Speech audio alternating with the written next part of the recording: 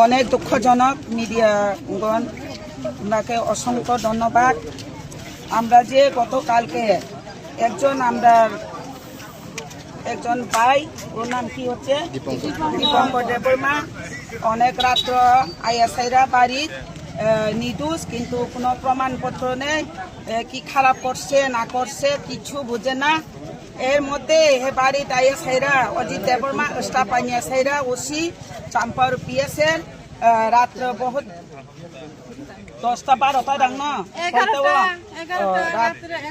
রাত 11টার মধ্যে ওর বাড়িতে এসে অনেক জবাজস্তি করে ওনাকে তিনি অজিত দেববর্মা এর স্টাফ মাইনে ওর বাড়ি থেকে আমরা দীপঙ্কর ভাই নির্দোষে জবাজস্তি করে অ্যারেস্টমেন্ট করছি।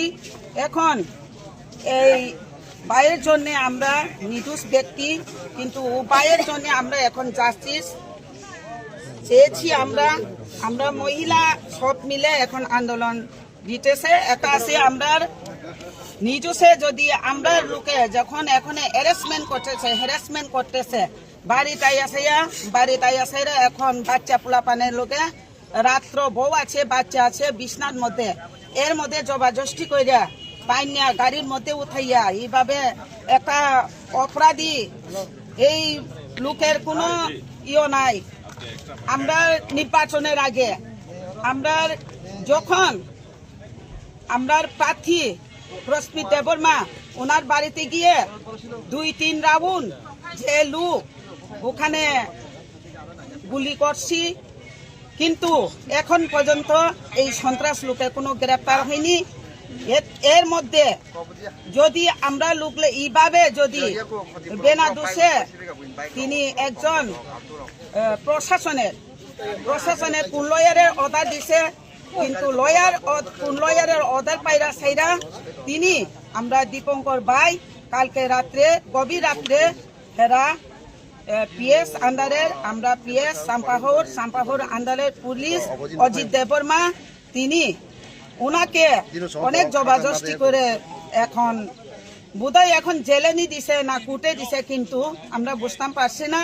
কিন্তু এই রাত্রের মধ্যে আমরা যদি জানতাম আমরা মহিলা একসঙ্গে গিয়ে আমরা তো এখন চান আমরা চাম্পার পিএস যদি আমরা আওয়াজ না শুনে আমরা যদি জাস্টিস না দেয় এই বাইয়ের আজকের দিনের মধ্যে যদি সাইডা না দেয় আমরা কঠোর আন্দোলনে যাইব। আমরা পিএস এর মধ্যে আমরা গ্রেপ্তার দিওনের বাধ্যমূলক হতে পারে, কিন্তু এখন দিন আমরা টাইম দিচ্ছি 3টা-4টার মধ্যে যদি বাইকে যদি না সাইডার পিএস ওসি সাহেব অজিত দেববর্মা ওনাকে আমরা বদলি করাতে চাই, কিন্তু এইভাবে প্রশাসনের মোতাবেক আইনের মোতাবেক অনেকে আছে এখানে নির্দোষ। আমরা লোক তো অনেক বাড়ি ঘরে থাকি, অনেকে কাজ করি, রাস্তাঘাটে যাই, এইভাবে যদি আর একজন বাইরে যদি ধরে এই সময় জবাব দায়ী এই লোকেরা দায়ী হলো অজিত দেববর্মা।